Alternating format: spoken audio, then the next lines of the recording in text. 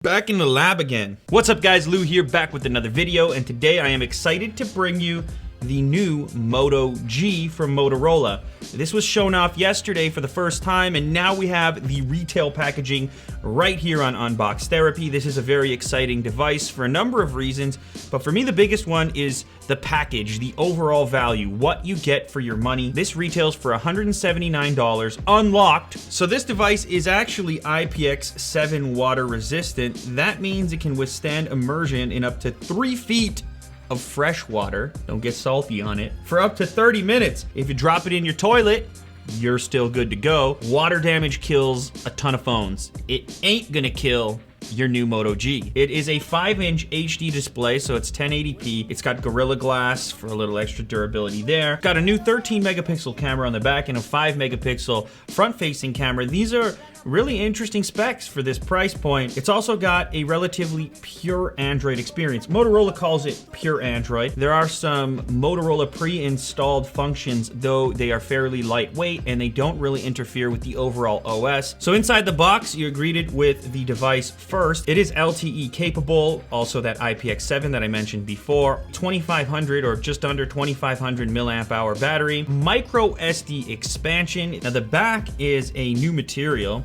It's just like, you hear that? Does this make me a DJ? And there are some instructions here for removing the back part of the case. It's got this nice little dimple. It's a design touch that Motorola has been using for a while. Here you can see the dual tone flash, which is gonna help with color correction. As we flip to the side, a volume rocker, very slender, as well as a power/lock switch, which is a different texture. This is really nice. When you reach over on the side, you just know immediately which one is which. Fairly familiar design. Headphone jack on the top. This is also protected from the elements, so you don't need to use a flap. You know I'm not a big fan of flaps. Same thing goes for the bottom where you have your micro USB slot. This one is also protected against moisture.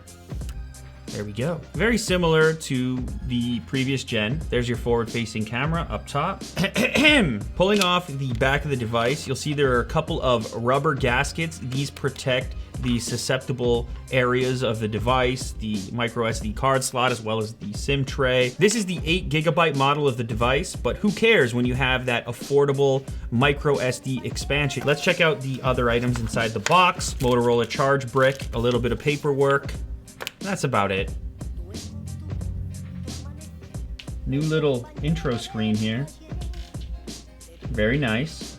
One of the best things about various Motorola products that have released recently is that they have a very close to stock Android experience. This means two things. You're gonna use Android as it was intended to be used, but also you're gonna get updates faster than devices from manufacturers that put really heavy duty skins on there. Now the only alteration that happens is this Motorola specific icon here. You can have it gauge how you use the device on its own, do so automatically by adding places and activities and the settings that you might want on the phone given those set activities. You can also have it react to motion. For example, there is a chop twice feature which enables the flashlight. Oh, okay, I'll just be here for a while. And then also twist for capture. Simply by twisting your hand like that, you can enable the camera really quickly. Ready, set, oh, booyah!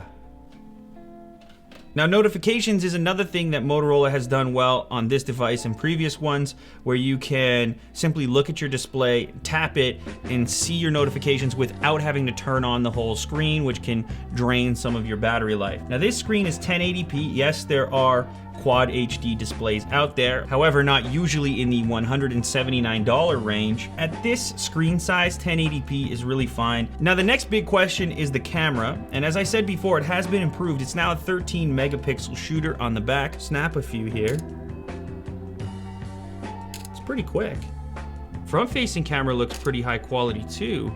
So it'll do 1080p video at 30 FPS.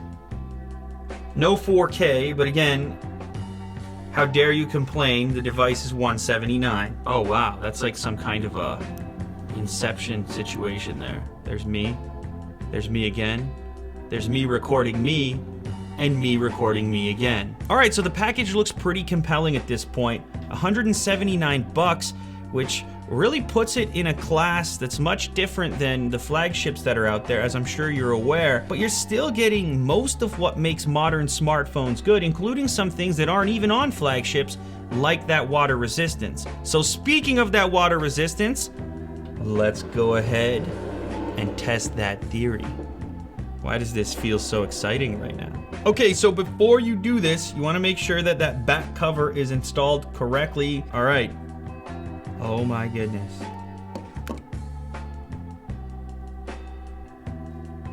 Still playing. Just dunked in there. Half an hour at up to 3 feet. This thing's surviving right now. It's playing video. And look at that. The screen is still functioning correctly. Shake it out a little bit. So there you have it. Motorola has put together a fairly compelling package in the new Moto G. And when you try to think about value, what you're getting for your money, I think this thing is gonna be pretty tough to beat. Anyways, thanks very much for watching, guys. If you enjoyed this content, make sure to leave a thumbs up down below, and I will catch you on the next episode. Later.